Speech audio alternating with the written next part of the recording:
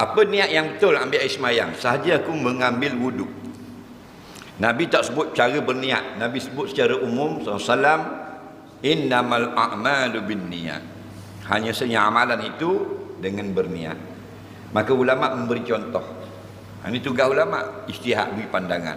Contoh niat bagi wuduk itu sahaja aku mengangkat hadas yang kecil, boleh. Sahaja aku mengambil wuduk, boleh. Sahaja aku berwuduk, boleh. Dan yang mana senang? Yang mana kamu rasa senang? Sahaja aku berwuduk, sah tu.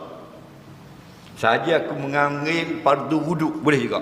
Sahaja aku menunaikan fardu wuduk, boleh juga. Sahaja aku mengangkat hadas yang kecil, boleh juga. Itu banyak contoh dalam majmu', dalam tahrir, dalam murni. Contoh-contoh. Yang tak boleh kita niat benda lain.